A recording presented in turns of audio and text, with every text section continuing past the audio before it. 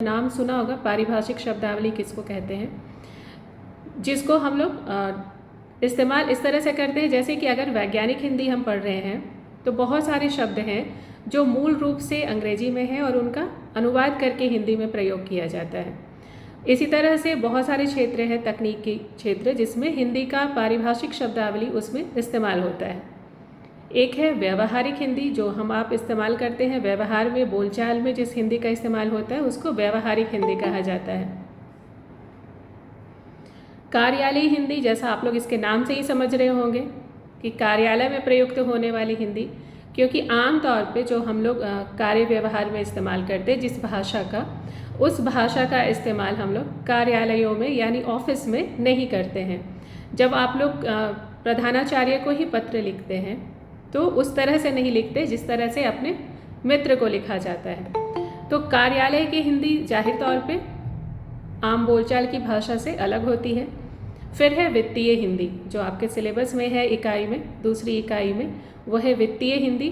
वित्तीय हिंदी का अर्थ होता है जो वित्त के संबंध में जिस हिंदी का इस्तेमाल होता है। वित्त यानी जो रुपए पैसे व्यापार के इस्तेमाल में जिस हिंदी को लाते हैं। जैसे बैंक की शब्दावली है, आप लोग कई बार देखते होंगे कि बैंक का जो फॉर्म होता है उसको भरने में आपको दिक्कत होती है, क्योंकि उसमें जो हिंदी या अंग्रेजी दोनों ही भाषा जो उसमें लिखी होती है वो आपके आम बोलचाल की भाषा से अलग होती है, तो वो वित्तीय हिंदी है। फिर है तकनीकी हिंदी। तकनीकी हिंदी का अर्थ है जो इंजीनियरिंग कॉलेज में, मेडिकल कॉलेज में बच्चे पढ़ते हैं, उनके लिए जिस भाषा का इस्तेमाल होता है, अगर वहाँ पर हिंदी का इस्तेमाल हो रहा है तो वो तकनीकी हिंदी है, जिसको तकनीकी क्षेत्र में इस्तेमाल किया जाता है, वो तकनीकी हिंदी है। तो अगर ये आपको इकाई 2 के लिए किताब खरीदनी है तो उसके लिए आपके सिलेबस में जो नाम दिया गया है वो मैं आपको बता दे रही हूँ। डॉक्टर बालेंदु शेखर तिवारी की किताब है प्रयोजन मूलक हिंदी, या फिर भोलानाथ तिवारी की किताब है पारिभाषिक शब्दावली, और डॉक्टर कैलाश चंद्र भाटिया की किताब है राजभाषा हिंदी। इन तीनों में से कोई एक किताब, तीनों नहीं खरीदनी है, जो तीनों में से एक किताब मिल जाए वो आपको ले लेनी है। एक बार फिर मैं बता दे रही हूँ अगर आप लोग नहीं सुने हो। डॉक्टर बालेंदु शेखर तिवारी की किताब है प्रयोजन मूलक हिंदी, भोलानाथ तिवारी की किताब है पारिभाषिक शब्दावली, और डॉक्टर कैलाश चंद्र भाटिया की किताब है राजभाषा हिंदी। तो इन तीनों में से कोई एक किताब लेनी है इकाई 2 के लिए, और इकाई 1 के लिए रामधारी सिंह दिनकर की रचना है बापू, वो लेनी है। और आप लोग से अब एक साधारण सा सवाल पूछ रही हूँ, क्या बापू का नाम आप लोगों ने सुना है? बापू किसको कहते हैं? महात्मा गांधी। महात्मा गांधी। चलो, सबने सुना है। तो रामधारी सिंह दिनकर ने बापू पर लिखी है ये कविता, और इस कविता में 4 अध्याय हैं जिसको हम 4 अलग अलग पार्ट में देख सकते हैं। जिसका पहला जो इसमें अंश है उसका शीर्षक दिया है उन्होंने बापू, जो मूल शीर्षक भी है कविता का, जो मूल हमारा किताब है उसका मूल शीर्षक भी यही है। दूसरी जो इसमें दूसरा जो अध्याय है, दूसरा जो खंड है, उसका शीर्षक दिया है उन्होंने महाबलिदान। तीसरा है वज्रपात, और चौथा है अघट घटना क्या समाधान। तो ये 4 शीर्षकों से इसमें कविता है, और मूल शीर्षक जो हमारा है कविता की किताब का वो है बापू, और पहली जो कविता है इसमें अध्याय वो है बापू। तो आप लोगों ने महात्मा गांधी का नाम सुना है, सबने कहा अभी कि हम लोग उनको बापू कहते हैं। रामधारी सिंह दिनकर ने जो ये रचना लिखी थी बापू, इसका पहला प्रकाशन हुआ था 1947 में। जब ये संग्रह छपा था जून 1947 में यह संग्रह छपा था, और दिनकर बापू पर लिख रहे थे क्योंकि उस वक्त या अभी भी महात्मा गांधी से प्रभावित लोग बहुत सारे लोग हैं, और महात्मा गांधी के विचारों की बात आज भी होती है।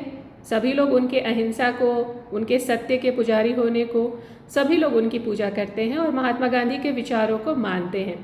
सर्वाधिक जो उनकी एक आत्मकथा जो सब कोई उसको सच मानता है, जिसको सबको लगता है कि एक ऐसे व्यक्ति ने उसको लिखा है जो सच बोलते थे, तो उनके आत्मकथा का शीर्षक भी है सत्य के साथ प्रयोग। और महात्मा गांधी की जो आत्मकथा है वो विश्व के सर्वाधिक बिकने वाली आत्मकथाओं में से है। जो 3 आत्मकथाएं पूरे विश्व में, एक रूसो ने लिखी थी, दूसरा एक महात्मा गांधी की है और तीसरे का नाम मैं अभी भूल रही हूँ।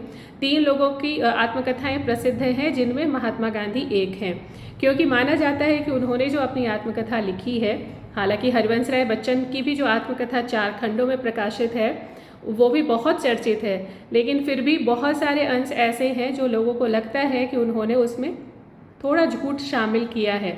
लेकिन महात्मा गांधी ने जो लिखा है वो उसमें एकदम सच के करीब हैं, ऐसा पाठकों को पढ़ते हुए महसूस होता है। तो ये जो रचना हम लोग बापू देखेंगे यहाँ, ये हिंदी भाषा में लिखी गई है और आपको मातृभाषा जो पढ़ना है यहाँ MIL हिंदी, उसमें इसको शामिल करने के पीछे भी उद्देश्य यही है कि जो बच्चे MIL हिंदी के रूप में पढ़ रहे हैं हिंदी, वो जो भारत की जो सबसे सर्वाधिक जो बोली जो पसंद करने वाली भाषा जो है हिंदी, उसके लेखक है रामधारी सिंह दिनकर। आप सभी ने दिनकर का नाम भी शायद सुन रखा हो, क्योंकि दिनकर भी हिंदी भाषा के एक बहुत प्रसिद्ध कवि हैं। और उन्होंने जो बापू के बारे में लिखा तो उन्होंने तभी था जब बापू भी जीवित थे। तो 1947 के जून में जब ये रचना प्रकाशित हुई थी तब महात्मा गांधी जीवित थे, और ये जब प्रकाशित हुआ तो उसमें जो 4 कविताएं थी उनको संग्रह का नाम उन्होंने बापू रखा इसका, और 6 महीने के भीतर ही गांधी जी की हत्या कर दी गई थी। तो उसके बाद जो दिनकर ने जब उनका ये जो रचना उनकी प्रकाशित हुई और उसके 6 महीने के बाद ही महात्मा गांधी की हत्या कर दी गई थी, तो उससे जो दिनकर का हृदय जो बहुत ज़्यादा आंदोलित हुआ और बहुत वो दुखी हुए, तो उनकी कलम फिर से चली और उन्होंने अपनी कविताओं में कुछ अंश और जोड़े। जो बापू 1947 के जून में प्रकाशित हुआ, उसके बाद उन्होंने जब उनकी मृत्यु हो गई, उनकी हत्या कर दी गई, तो उन्होंने जब वो जीवित थे महात्मा गांधी, तो उनके प्रति जो उन्होंने अपना प्रेम जिसको कहते हैं, अनुराग जिसको कहा जा सकता है, जो उन्होंने व्यक्त किया था कविता में, उसके बाद जब उनकी मृत्यु हो जाती है महात्मा गांधी की, तो उन्होंने अपने भारतवासियों को धिक्कारते हुए, क्योंकि बापू का हत्यारा कौन था, एक भारतीय था, तो उन्होंने दिनकर ने जो लिखा है इस काव्य में, जब वो बहुत दुखी हो गए महात्मा गांधी की मृत्यु से, तब उन्होंने कुछ कठोर शब्द इसमें जोड़े, जो कविता का एक अंश भी है। आप लोग जब पढ़ेंगे तो धीरे धीरे आपको पता चलेगा, क्योंकि उनके भीतर जो पीड़ा थी, एक मर्मांतक पीड़ा जिसको कहा जा सकता है, जो पीड़ा महात्मा गांधी की मृत्यु से उत्पन्न हुई थी, और एक आत्मग्लानि भी। आत्मग्लानि इसलिए क्योंकि दिनकर को ये महसूस हो रहा था कि उनके जैसा ही एक भारतीय जो महात्मा गांधी का हत्यारा है, और जो ये कविता है वो उस पीड़ा को दर्शाती है, उस आत्मग्लानि को दर्शाती है। जो इसका जब दूसरा संस्करण जो आया था, मई 1948 में आया दूसरा संस्करण, और उसमें जो कविताएं हैं उसमें जो कुछ शब्द और जोड़े गए कवि की तरफ से, वो सब कुछ कवि की पीड़ा को व्यक्त करते हैं। तो आप लोग जब इस कविता का संग्रह, जो कविता संग्रह का नाम है बापू, रामधारी सिंह दिनकर की रचना, आप लोग, बहुत पतली सी ये किताब है, मुझे लगता है कि 50 पन्ने की भी नहीं है, आप लोग इसको खरीद ले, और ख़रीदने के बाद जब इसकी कविता की पंक्तियों पर बात होगी तो आप लोगों के सामने चीज़ें ज़्यादा स्पष्ट तौर पर आएंगी, क्योंकि एक बार अगर आप लोग पढ़ेंगे नहीं उसको, तब तक समझाने से सिर्फ बापू के बारे में जो आप लोग पहले से जानते होंगे, या महात्मा गांधी के बारे में एक ऐतिहासिक बातें आपको पता चल सकती हैं, आप उसके काव्य रस को नहीं समझ सकते। यहाँ पर साहित्यिक दृष्टि से महात्मा गांधी को देखा जा रहा है। ऐसा नहीं है कि राजनीतिक तौर पर उनका देखा जा रहा है कि राजनीतिक व्यक्तित्व क्या था महात्मा गांधी का। एक साहित्यकार एक राजनीतिक पुरुष को कैसे देखता है, ये अगर आपको देखना है तो किताब आपके पास होनी चाहिए, तभी पंक्तियों का सही अर्थ आपके समझ में आ सकता है। क्योंकि जो महात्मा गांधी थे, आप लोग सबको पता है, आप लोग बचपन से पढ़ते आ रहे हैं महात्मा गांधी के बारे में, और मूल तौर पे उनको माना ही जाता है कि वो सत्य और अहिंसा के पुजारी थे। सत्य, आप सबके नज़र में ये बात होगी कि सच बोलना कितना मुश्किल काम है। हम सभी जानते हैं कि हम अपनी ज़िंदगी में बहुत सारे झूठ बोलते हैं, और सच बोलना बेहद मुश्किल काम है। महात्मा गांधी ने सत्य को अपना जीवन आदर्श बना लिया था। अहिंसा, अहिंसा एक शब्द है जिसका अर्थ ही है कि हिंसा नहीं करना, और हम में से हर व्यक्ति थोड़ी छोटी बात पर गुस्सा हो जाता है, नाराज़ हो जाता है और हिंसा पे उतारू हो जाता है। वैसे समय में, वैसे माहौल में महात्मा गांधी जो हैं, उनके बारे में जब हम बात करते हैं तब हमें महसूस होता है कि वो वाकई में महात्मा थे। महात्मा का अर्थ क्या होता है? जो अपनी सारी इच्छाओं पर कंट्रोल कर सकता है, जो अपनी इच्छाओं पर खुद अपना संयम रख सकता है, अपने पर वो किसी और को हावी नहीं होने देता, उसका संयम खुद पर होता है। तो सत्य और अहिंसा के जो पुजारी महात्मा गांधी थे, उनकी लोकप्रियता के बारे में आप लोग में से ज़्यादा सभी लोग साइंस के विद्यार्थी हैं, तो उनकी जो लोकप्रियता है वो क्या है? अल्बर्ट आइंस्टाइन तो आप सभी जान रहे होंगे क्योंकि आप सभी विज्ञान विषय से जुड़े हैं। तो अल्बर्ट आइंस्टाइन जो है वो उनसे मिलना चाहते थे, महात्मा गांधी से, और आइंस्टाइन ने पत्र में लिखा था कि आपने अपने काम से ये साबित कर दिया है कि ऐसे लोगों के साथ अहिंसा के जरिए जीत हासिल की जा सकती है जो हिंसा के मार्ग को खारिज नहीं करते हैं। आइंस्टाइन ने महात्मा गांधी से कहा था कि मैं उम्मीद करता हूँ कि आपका जो आपने उदाहरण एक बनाया है अपने जीवन में, राजनीति के क्षेत्र में, वो देश की सीमाओं में बंधा नहीं रहेगा, मतलब सिर्फ भारत में नहीं रहेगा। ये जो आपने किया है, एक अलग तरह का जो प्रयोग किया है सत्य और अहिंसा को लेकर के, वो अल्बर्ट आइंस्टाइन उनके बारे में, महात्मा गांधी के बारे में कहते हैं कि जो आपका जो ये उदाहरण जो आपने पेश किया है वो सिर्फ भारत तक नहीं सीमित रहेगा और अंतर्राष्ट्रीय स्तर पर ये स्थापित होगा। तो राष्ट्रपिता जो महात्मा गांधी है, उनकी जब हत्या होती है तो अब सोचिए कि अल्बर्ट आइंस्टाइन जो इतने बड़े वैज्ञानिक हैं, वो उनसे प्रेरित हैं, उनसे मिलना चाहते थे, वो पत्र लिख रहे थे महात्मा गांधी को। और राष्ट्रपिता महात्मा गांधी की हत्या जब होती है तो हत्यारा कौन है? एक भारतीय है, जिसको बाहर के लोग, विदेशों के लोग उसकी अहमियत को समझ रहे हैं, जिसको समझ रहे हैं, जिसकी वो लोग एक तरह से समझ रहे हैं कि वो एक विशिष्ट व्यक्ति है, उसको अपने देश में नहीं समझा गया। दिनकर इस काव्य में यही बात बतलाना चाहते हैं कि जिनको संपूर्ण जो अलग अलग विदेशों में अलग अलग जो बड़े बड़े जिनको माना जा रहा है कि विद्वान के श्रेणी में जो व्यक्ति आ रहे हैं, वो उनसे मिलना चाहते हैं, वो उनसे बात करना चाहते हैं, उनसे वो कुछ सीखना चाहते हैं, लेकिन जो भारतीय हैं उनको महात्मा गांधी पसंद नहीं है और उनकी हत्या कर दी जाती है।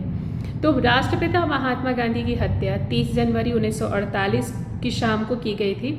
आप लोग इतिहास की किताब में इस बात को पढ़े होंगे, जानते होंगे कि 30 जनवरी 1948 की शाम को नई दिल्ली का जो बिरला भवन है, वहाँ पर गोली मार करके महात्मा गांधी की हत्या की गई थी, जबकि वो प्रार्थना के लिए जा रहे थे। वहाँ हर शाम वो जाते थे प्रार्थना के लिए, और उस शाम भी वो प्रार्थना के लिए वहाँ जा रहे थे, बिरला भवन जिसको कहा जाता है।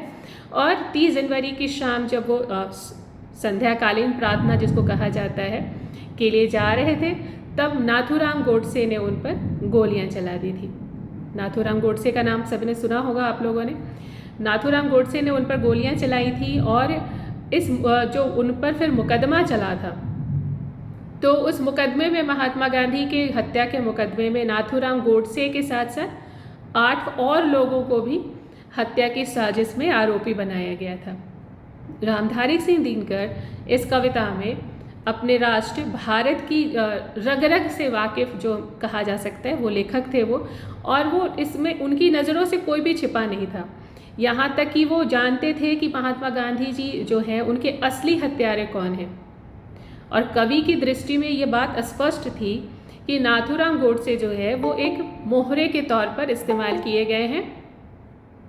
उनके दिमाग में ये बात डाली गई है, और वर्षों से उसको, जिसको कहते हैं कि पौधा को हम बड़ा करते हैं तो सींच करके उसको खाद पानी दे करके, वैसे ही नाथूराम गोडसे के मस्तिष्क को भी सींच करके खाद पानी दे करके विस्तृत किया गया था कि महात्मा गांधी की मौत के लिए वो जिम्मेदार बने। तो दिनकर जी यहाँ पर वो स्पष्ट करते हैं कविता की पंक्तियों में कि गांधी जी का हत्यारा कोई एक नहीं था, वो कई लोग थे। और वो कई लोग कौन थे? तो भारत का हर वो व्यक्ति जो उनके खिलाफ था, जो गांधी जी से भिन्न विचारधारा का था। गांधी जी की हत्यारन उनकी दृष्टि में, दिनकर की दृष्टि में, एक संगठित विचारधारा थी और एक ऐसी प्रवृत्ति विकसित हो रही थी जो देश के हित में नहीं थी। यहाँ पर दिनकर इस कविता में यह भी स्पष्ट करते हैं कि यह जो प्रवृत्ति जिसका विकास सांप्रदायिकता, एक तरह से सांप्रदायिकता का जन्म जो हो रहा था वो द्वेष की प्रवृत्ति के माध्यम से हो रहा था। बहुत सारे लोगों ने हाथ उठा रखा है, कुछ कहना चाहते हैं आप लोग?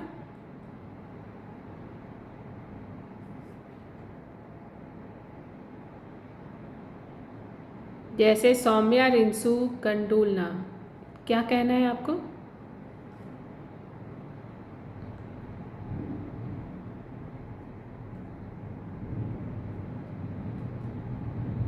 ऐसे ही हाथ किया है जो कुछ कहना भी है।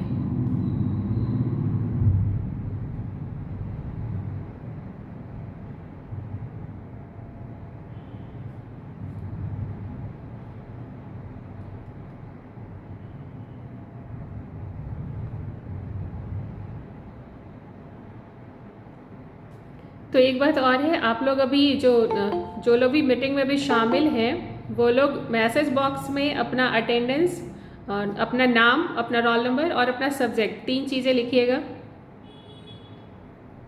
ताकि मैं अटेंडेंस रजिस्टर मेंटेन कर सकूं। तो आप लोग अभी अगर सुन रहे हैं तो आप लोग लिखिएगा उसमें, और जो लोग नहीं सुन रहे होंगे तो वो जाहिर सी बात है नहीं लिखेंगे।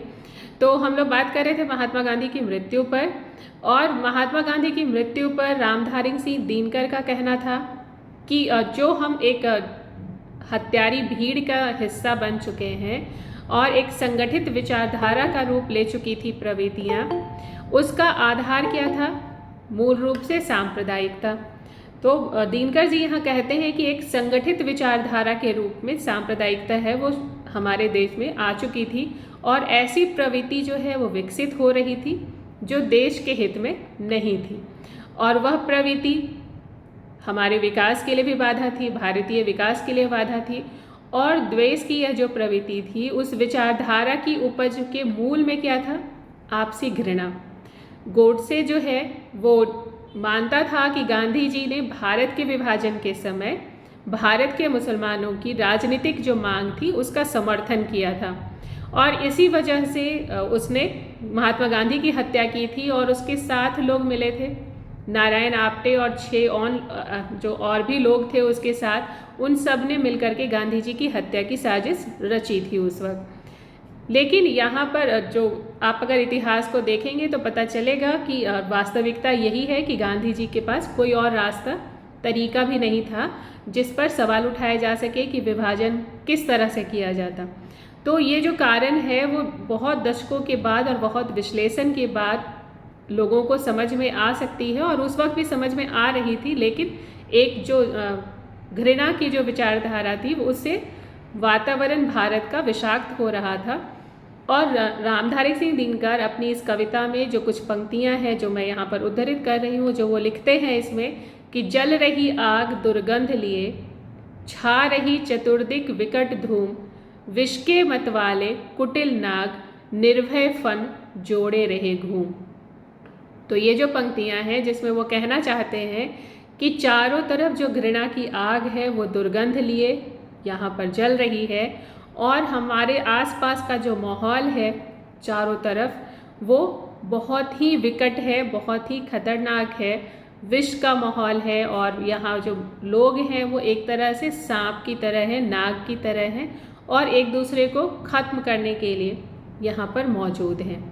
तो जो महात्मा गांधी की मृत्यु पर जो ये कविता लिखी गई है, इस कविता के बारे में बात करने से पहले आपके पास कविता होनी चाहिए। मैं बार बार आप लोगों को कह रही हूँ कि गांधी जी की हत्या के जो पहले लिखी गई रचना उसमें कुछ जोड़े गए फिर बाद में जो शब्द हैं, इन सब के माध्यम से लेखक कहना क्या चाहते हैं? मात्र यही कि गांधी जी के प्रति दिनकर के जो भाव थे, उनकी जो प्रामाणिकता थी भावों की, वो इसलिए प्रामाणिक ज़्यादा है क्योंकि महात्मा गांधी के वो समकालीन हैं। और उन्होंने इस बात को इस कविता में बार बार दोहराया है कि मैंने उनको देखा है। यहाँ तक कि कवि जो हैं वो एक स्थान पर के बहुत गदगद होकर के लिख रहे हैं कि है धन्य विधाता जिसने गांधी युग में हमको जन्म दिया।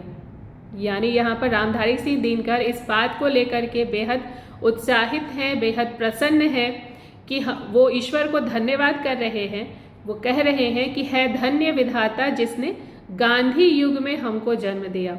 मतलब गांधी जी के समकालीन होना मेरे लिए बहुत बड़े गौरव की बात है और मैं गांधी जी का समकालीन हूँ, इसके लिए मैं ईश्वर का धन्यवाद करता हूँ। गांधी जी की जो हत्या से दशकों से जो सुनियोजित व्यवस्थित विचारधारा का जो परिणाम यहाँ पर दिनकर जी बता रहे हैं, वो कहना यही चाहते हैं कि जो कट्टरता है, धीरे धीरे जो सांप्रदायिकता हम सबके जीवन में समाती जा रही है, वो गांधी जी का सिर्फ हत्या नहीं कर रही है। यहाँ उनका कहना है कि इस कविता के माध्यम से वो ये बताना चाहते हैं कि गांधी जी की जो हत्या है वो मात्र गांधी जी की हत्या नहीं है। दिनकर यहाँ बोलते हैं कि एक तरह से महात्मा गांधी की हत्या मानवता की हत्या है। हमारे बापू की मृत्यु जो है वो एक साथ पूरे संपूर्ण भारत की मानवता की हत्या यहाँ पर है। उन्होंने यहाँ पर जो शब्द भी दिए हैं, कविता में पंक्ति है कि मानवता की जो कब्र वही गांधी की भी होगी समाधि। यानी जो महात्मा गांधी की समाधि का निर्माण हम कर रहे हैं वो हमारे एक साथ वो मानवता की भी समाधि बनेगी। और लेखक का कहना है कि अब तो उनकी हत्या हो चुकी है, अब हम क्या करें। जो उन्होंने कहा यहाँ पर रामधारी सिंह दिनकर ने कि बापू ने एक राह बनाई थी सत्य की, अहिंसा की, चाहे तो हमारा संसार उस पर चले, भारतीय संसार इस पे चले कि बापू ने जो राह बनाई है उस पर हम धीरे धीरे आगे बढ़ते चलें। और अगर हमारे पैर डगमग होते हैं तो हम प्रेम का जो धागा है उसको पकड़ कर चलें। उनका मानना है कि बापू ने जो सत्य और अहिंसा की राह दी थी उसमें हम सभी भारतीयों के लिए प्रेम था। जो गांधी जी के बारे में रामधारी सिंह दिनकर इस कविता में कई पंक्तियों में ये दोहराते हैं कि सद्भावना उनके जीवन में था, सत्य उनके जीवन में था, वो एकता के लिए निरंतर आजीवन प्रयास करते रहे। महात्मा गांधी की विशेषता है कि वो सभी धर्मों के प्रति सम्मान रखते थे, सभी मनुष्यों की समानता और उनके विचार को वो सम्मान देते थे। उनकी जो गांधी जी की कई बातें हैं जो आप लोग एक और किताब अगर आप लोग देखना चाहें तो आप लोग इस किताब को देख सकते हैं। ये है, इस किताब का नाम है गांधी की सुंदरता और इसको लिखा है सुशोभित जी ने। इसमें गांधी जी के बारे में बहुत अच्छे से डिटेल से बातें लिखी गई हैं। आप लोग चाहें तो इसको भी देख सकते हैं। और गांधी जी के बारे में विशेष रूप से आप लोगों को जानना है तो बहुत सारी किताबें हैं जो उनके बारे में अगर आप लोग चाहेंगे तो मैं चर्चा करूंगी। और जो गांधी जी के विचार हैं, गांधी जी के जो समकालीन होने का जो गौरव है रामधारी सिंह दिनकर के मन में, वो इस काव्य बापू में आप लोगों को स्पष्ट रूप से नज़र आएगा। और इस किताब को आप लोगों को ज़रूर खरीद लेना चाहिए आगे कविता पढ़ने से पहले। एक ऐसे व्यक्ति जिसके बारे में जिसको राष्ट्रपिता कहा जाता है, इस बात से ही उनके महत्व को हम समझ सकते हैं।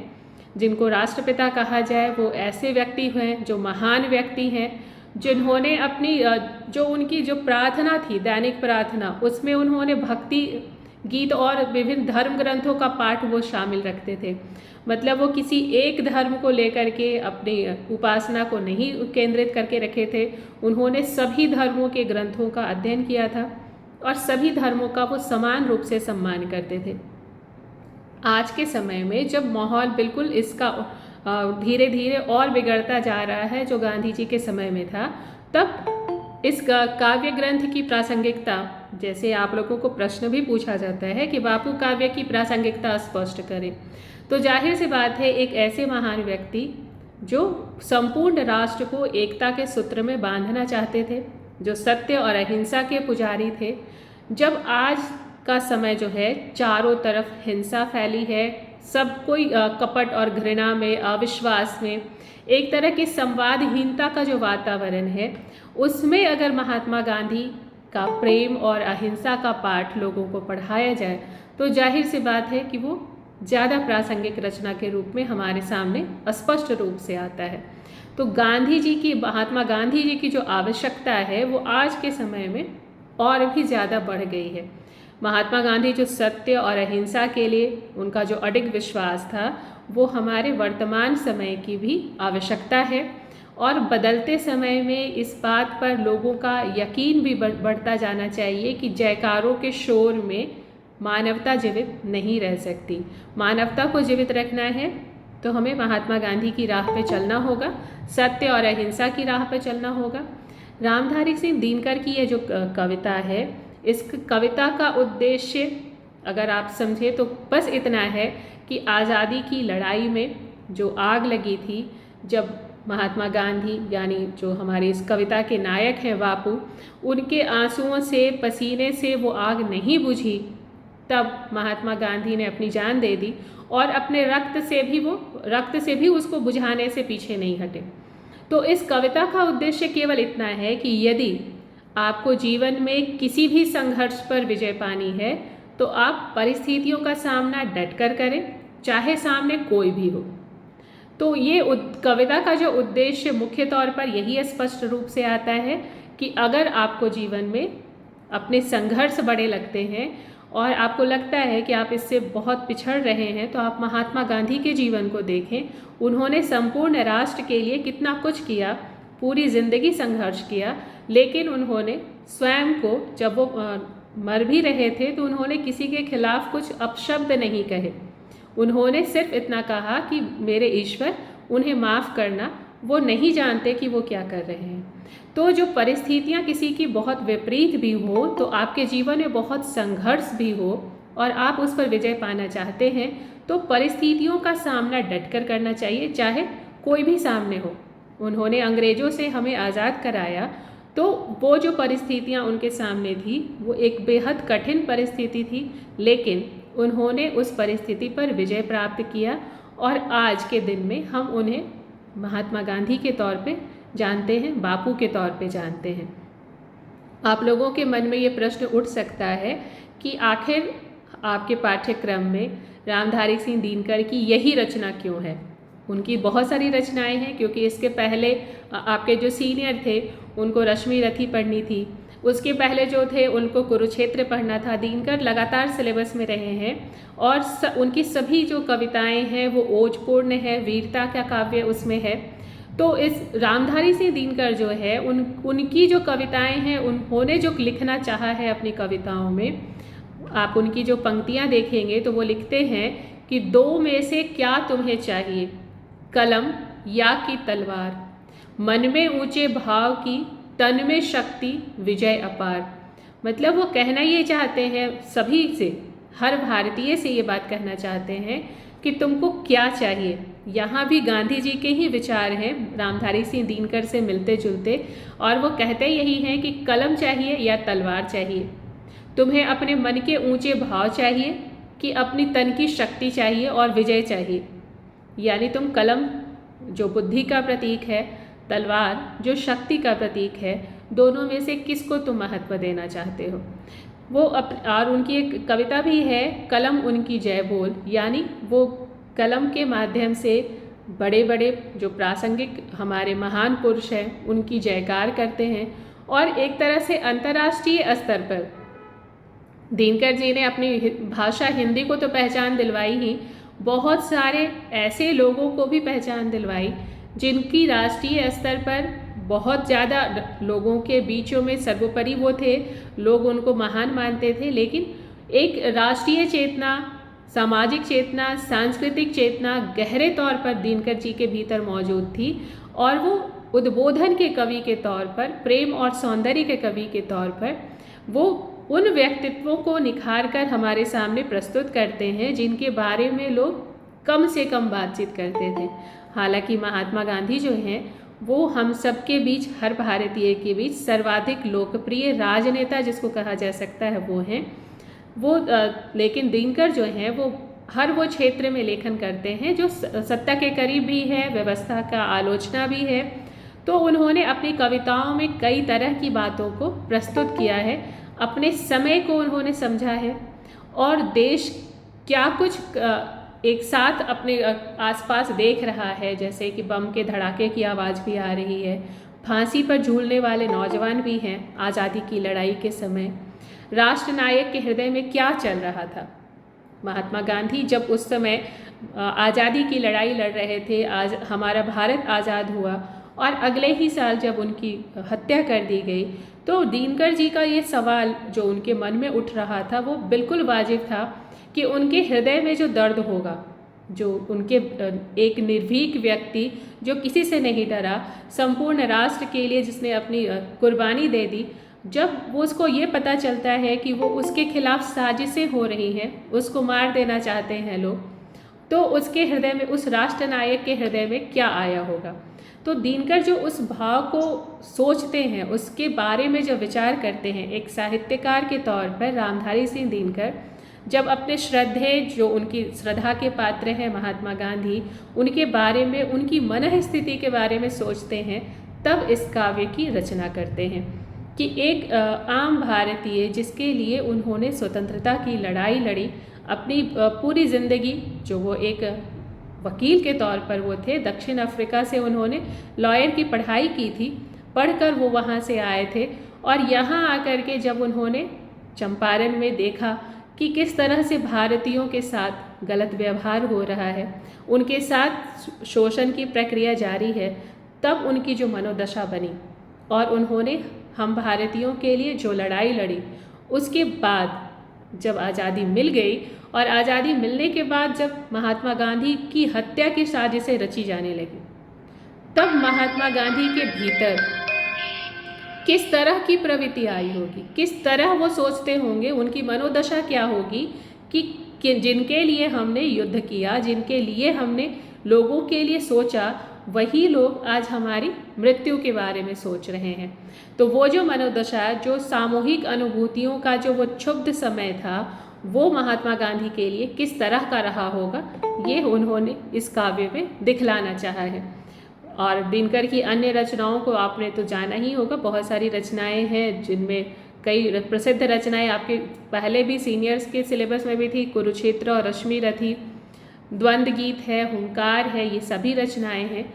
बापू को आप लोगों को पढ़ाने के पीछे एक वजह यही है, सबसे बड़ा उद्देश्य यही है कि महात्मा गांधी जो सत्य और अहिंसा के पुजारी थे, उन्होंने एक तरह से जो भारतीय संस्कृति में जो आपसी सद्भाव था उसको जागृत करने की कोशिश की थी। वो सत्ता के खिलाफ रहते थे हर वक्त, क्योंकि शोषण में हमेशा से ही सत्ता शामिल रही है। आम जनता का जो शोषण होता रहा है, चाहे वो राजा कोई भी रहा हो, देशी रहा हो, विदेशी रहा हो, व्यवस्था हमेशा से ही शोषण में शामिल रही है। तो महात्मा गांधी उस वक्त भी इस बात पर अड़े हुए थे कि व्यवस्था के खिलाफ अपने भारतीयों को, उनको दिलाना था आज़ादी।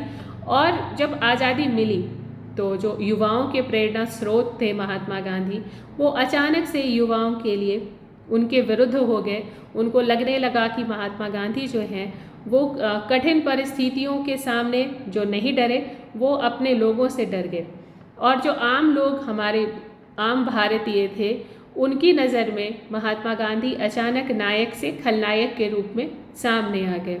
उनके बलिदान को जो हमें आजीवन नहीं भूलना चाहिए था, वो चंद महीनों में लोग भूल गए, और जो देश को सम्मान दिखाना चाहिए था उनके प्रति, वो उन्होंने उसको ख़त्म कर दिया।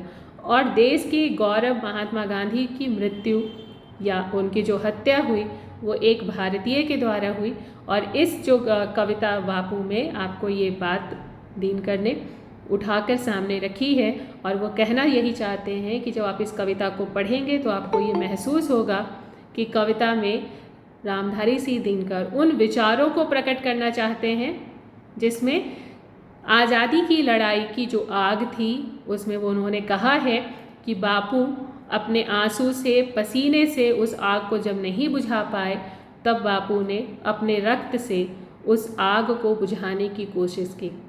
और इस कविता को पढ़ाने का, इस कविता को पाठ्यक्रम में डालने का उद्देश्य भी यही है कि आप सभी को अपने जीवन के संघर्षों से नहीं डरना चाहिए, परिस्थितियों का सामना करना चाहिए और अडिग रहना चाहिए अपने कर्मों पर। उन्होंने इस कविता के माध्यम से, बापू के माध्यम से ये समझाना चाहा है कि आज का जो माहौल है, जो महात्मा गांधी के समय था, उस माहौल से और ज़्यादा आगे बढ़ चुका है। आज का जो चौतरफा हिंसा का, कपट का, जो घृणा का, अविश्वास का माहौल है, और एक संवादहीनता का जो वातावरण निर्मित हो चुका है। उसमें रामधारी सिंह दिनकर ने जो ये काव्य लिखा है वो महात्मा गांधी की आवश्यकता को, उनकी प्रासंगिकता को स्पष्ट करता है कि महात्मा गांधी का सत्य और अहिंसा के लिए जो अडिग विश्वास था वो आज के समय की भी, आज के युग की भी आवश्यकता के तौर पर हमारे सामने मौजूद है। लेकिन लोग जो आम भारतीय हैं, हम सभी, वो इस बदलते युग में यह यकीन नहीं करते कि यह जो आह्वान है महात्मा गांधी का वो कितना हमारे लिए है, आत्मसात करने के लिए है और एक धैर्यवान ईमानदार बनने के लिए है। महात्मा गांधी, उनका व्यक्तित्व जो एक साजिश के तहत जिनको समाप्त किया गया, उनका व्यक्तित्व हम भारतीयों के लिए कितना महत्वपूर्ण था। कवि इस काव्य ग्रंथ में दिनकर जी ने बार बार ये बात स्पष्ट की है कि बापू ने राह बना डाली। वो पंक्तियाँ लिखते हैं इस काव्य में, चलना चाहे संसार चले, डगमग होते हो पाँव अगर, तो पकड़ प्रेम का तार चले। वो कहते यही है कि सत्य, अहिंसा और प्रेम का जो मार्ग महात्मा गांधी ने बनाया था वो उस पर पूरे संसार को चलना चाहिए और उस अगर हमारे पैर डगमगाते हैं तो एक दूसरे का हाथ पकड़कर हमें आगे बढ़ना चाहिए। और इस कविता में दूसरी महत्वपूर्ण बात यही है कि रामधारी सिंह दिनकर बार बार ये दोहराते हैं और उनके भीतर एक आत्मग्लानि है कि गांधी जी की जो हत्या है वो कई दशकों से सुनियोजित व्यवस्थित विचारधारा का परिणाम थी। वो किसी एक व्यक्ति के द्वारा नहीं अपनाई गई थी। गांधी जी जो थे वो कट्टरता के खिलाफ थे और इसीलिए जो कट्टर व्यक्तित्व के लोग थे वो उनके खिलाफ थे। और समय के साथ जो ये नाराज़गी है वो धीरे धीरे बढ़ती गई और अपराध में बदल गई, एक भय का वातावरण बदल गया। गांधी जी की हत्या को रामधारी सिंह दिनकर ने इस कविता में मानवता की हत्या कहा है और जो मैंने आपको पंक्तियाँ बताई भी कि वो उन्होंने कहा भी है इसमें कविता में कि मानवता की जो कब्र होगी वही गांधी की भी समाधि होगी। और इस कविता के माध्यम से उन्होंने ये बात स्पष्ट की है कि जो हमारा समाज है वो किस तरह से धीरे धीरे गर्त में जा रहा है, उसको उठाने की कोशिश महात्मा गांधी ने की थी। और आज फिर अगर हम चाहें तो इस कविता के माध्यम से महात्मा गांधी के विचारों को अपना सकते हैं और उनके भावों की प्रामाणिकता को समयोगीन भी बना सकते हैं। गांधी जी के बारे में बताते हुए जो कवि हैं वो कई बार वो ये बात को भी देखकर खुश होते हैं और कहते हैं कि वो ईश्वर का धन्यवाद करते हैं कि महात्मा गांधी के वो समकालीन हैं। इस कविता में उन्होंने गोडसे के द्वारा महात्मा गांधी की हत्या की गई है उस पर उन्होंने खुद को बहुत जिम्मेदार ठहराते हुए उन्होंने कहा भी है कि रो रो कर मांगो क्षमा, अश्रु से करो पितृ शव का अभिषेक। वो कहते हैं यहाँ पर कि पहचानो कौन चला जग से पापी, अब भी कुछ होश करो। वो इतने ज़्यादा दुखी हैं महात्मा गांधी के मृत्यु से कि वो उसको कोसते हैं और कहते हैं कि हम एक अपने उस व्यक्ति को खो रहे हैं जो राष्ट्रपिता है। महात्मा गांधी का व्यक्तित्व इतना उदार है, उनका कहना है कि इस बात का अनुमान लगा सकते हैं कि गांधी जी के हत्यारे जो हैं महात्मा गांधी उनको भी माफ़ कर देते हैं। वो कहते हैं कि वो उन्हें क्षमा कर रहे हैं क्योंकि उन्हें पता ही नहीं कि वो क्या कर रहे हैं। तो इस बात से महात्मा गांधी के व्यक्तित्व की उदारता का पता चलता है कि वो उनको भी क्षमा कर देते हैं जो उनको मार देते हैं, उनकी हत्या कर देते हैं। तो जो व्यक्ति राष्ट्र के लिए जिया, राष्ट्र के लिए मर गया और हत्यारों के हृदय परिवर्तन के लिए भी वो उम्मीद रख रहा है, ऐसे व्यक्ति के लिए कवि रामधारी सिंह दिनकर आह्वान करते हैं कि आप अपने बापू को, अपने महात्मा गांधी को पहचानें। और इस कविता में वो इस भाव की पूरी प्रामाणिकता स्पष्ट करते हैं कि महात्मा गांधी कितने महान व्यक्तित्व थे। अगली क्लास में आप लोग अपनी किताब के साथ मौजूद रहिएगा तो कविता की पंक्तियों पर अलग से बात होगी। आज की क्लास मैं यहीं क्लोज कर रही हूँ। आप लोगों ने अगर अटेंडेंस बना दिया है क्या? मैम हम लोग सिलेबस क्या है? अभी शामिल हुए आप क्लास में, तो सिलेबस लिखिए।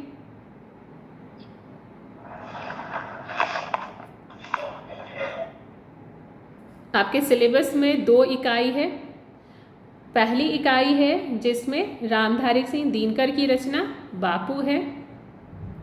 ये एक कविता का संग्रह है जो आप लोगों को खरीद लेना होगा, रामधारी सिंह दिनकर की रचना बापू। और दूसरी इकाई है जिसमें आप लोगों को पारिभाषिक शब्दावली पढ़नी है, व्यावहारिक हिंदी पढ़नी है, कार्यालयी हिंदी पढ़नी है, वित्तीय हिंदी पढ़नी है और तकनीकी हिंदी पढ़नी है।